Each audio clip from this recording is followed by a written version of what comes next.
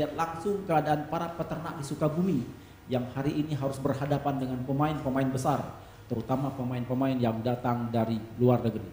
Inilah liputannya.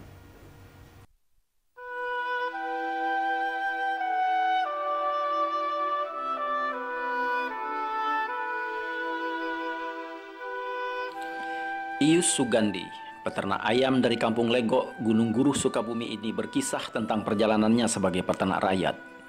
Memulai berternak ayam potong sejak tahun 1993. 5 tahun pertama adalah masa kejayaannya, ketika banyak fasilitas dan kemudahan yang disalurkan melalui berbagai program pemerintah.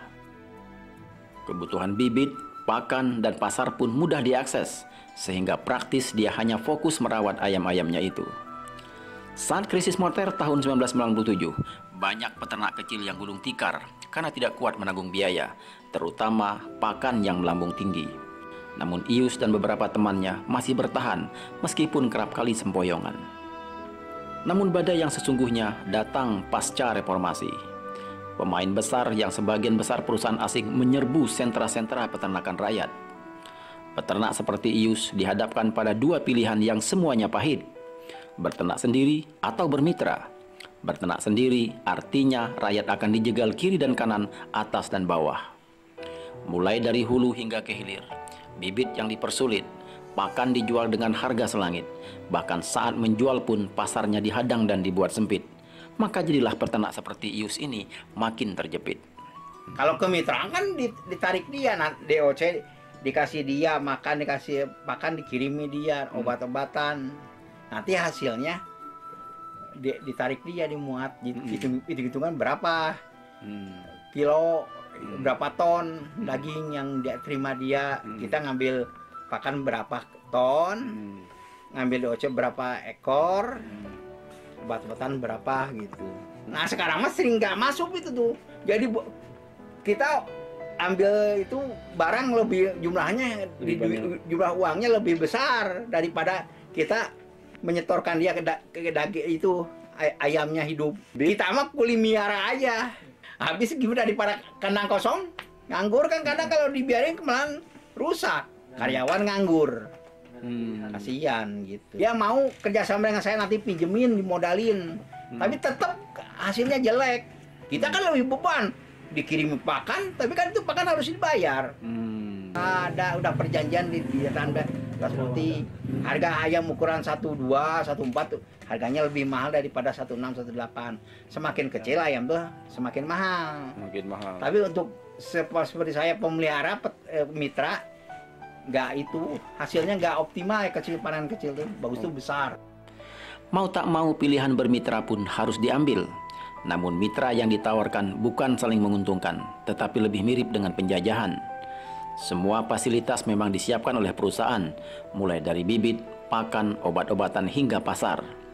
Harga pembelian daging dan telur sudah dipatok di awal, tetapi bibit dan pakan mengikuti harga pasar yang semuanya harus ditanggung oleh peternak, yang harga itu dipotong ketika panen. 4 kali panen pertama, peternak-peternak rakyat dibuat untung karena semua fasilitas seperti yang tercantum dalam perjanjian. Namun masuk panen kelima mulai ada masalah. Pakan yang dipasok bermutu rendah yang menyebabkan kualitas daging pun turun dan tidak memenuhi standar, sehingga ada alasan perusahaan untuk menolaknya. Akibatnya peternaklah yang menanggung rugi. Alasannya yang jadi ayamnya jadi gimana istilah Sunda tuh kutet. Apa itu kutet? Gak berkembang, bobotnya itu loh lambat. Kalau makannya bagus, banyak, minumnya banyak, tapi badannya nggak beda dengan yang dulu lah. Pertumbuhannya dulu mah saya ayam 24 sampai 26 tuh rata-rata 26 ya. Habis pakan cuma berapa ya? Paling banyak 64 ton. Dapat daging bisa 48. Sekarang pakan habis lebih banyak, malah dapat daging sedikit sampai 40. Kalau mumet gitu. Modus yang telah berjalan bertahun-tahun ini telah membunuh ribuan peternak rakyat. Hampir di semua peternakan rakyat terdapat banyak kandang-kandang kosong karena pemiliknya tak mampu lagi melanjutkan usahanya.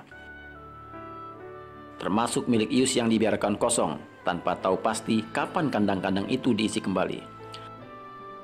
Entah berapa jumlah peternak rakyat yang mati, tidak ada yang mengetahui. Bahkan, pihak yang berwenang pun tidak bisa menunjukkan datanya. Alasannya macam-macam, mulai dari petugas yang tidak di tempat hingga websitenya yang baru dirancang. Namun, berapapun jumlahnya, yang pasti di lahan-lahan bekas peternak milik rakyat itu, kini telah berdiri peternakan dengan berbagai skala, dari yang besar, menengah hingga yang kecil, yang dimiliki oleh Cina, Korea, dan Malaysia. Dari Sukabumi, tim Debris Center melaporkan.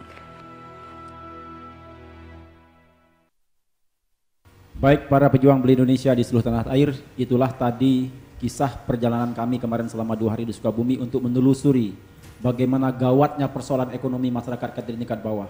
Hanya 2 hal yang baru kita lihat di sisi pedagang kecil, pedagang retail maupun distributor di tingkat bawah, dan mereka-mereka yang mengambil kehidupan sebagai peternak ternyata tidak memberikan harapan.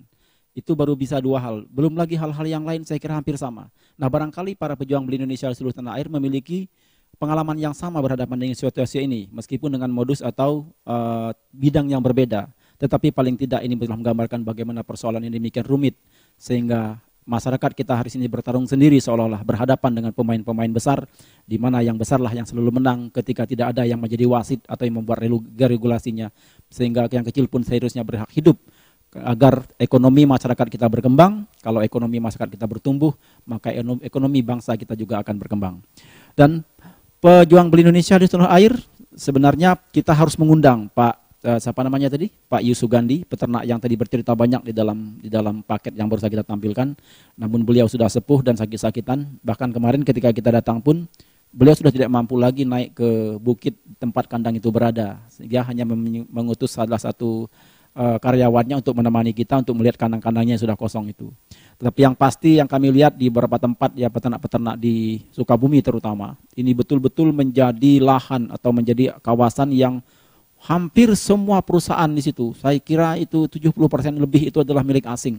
Apapun bidangnya, apalagi ada air minum, itu sangat terkenal di Cidahu, kemudian peternakan ayam, apalah namanya itu, hampir semuanya itu milik-milik orang-orang asing. Bahkan ada di satu perkampungan di daerah Parung Kuda, saya mendapat informasi dari seorang ustadz yang kerap melakukan aktivitas di sana, bahwa ternyata budaya atau kultur atau kebiasaan masyarakat tempat berubah. Ketika ada sebuah perusahaan asing memberikan mereka kegiatan setiap waktu-waktu sholat masuk, sehingga anak-anak yang tadinya ngaji jadi tidak ngaji, anak-anak yang tadinya belajar tidak belajar, karena dipacu oleh sebuah perusahaan yang merubah cara hidup masyarakat di sana. Nah, inilah gambaran masyarakat kita atau ekonomi bangsa kita hari ini yang demikian rapuh. Artinya struktur ekonomi rakyat kita itu dibuat berantakan sehingga ekonomi rakyat kita tidak berkembang. Nah, nanti setelah ini kita akan menghadirkan pemimpin gerakan Beli Indonesia untuk melihat 2 hal ini. Sesungguhnya apa yang salah dalam 2 persoalan ini. Padahal bagaimanapun untuk membangun kita butuh investasi. Artinya kita tidak bisa membangun sendirian, bahwa kita perlu uang besar untuk membangun negeri ini. Tetapi pada sisi lain bahwa rakyat kita pun harus kita bangun, karena mereka lah pemilik sah negeri ini. Di mana sebenarnya persoalan untuk menamaikan 2 hal ini? Di mana kekeliruannya sehingga 2 hal ini saling membunuh antara investasi dengan ekonomi rakyat. Tetapi yang jelas nanti di dalam sesi berikutnya, pemimpin gerakan Beli Indonesia akan menjelaskan apa itu ekonomi kerakyatan, apa itu ekonomi padat modal atau investasi, dan apalagi bagaimana membuat kedua hal ini menjadi positif agar menjadi kekuatan untuk membangun bangsa kita depan.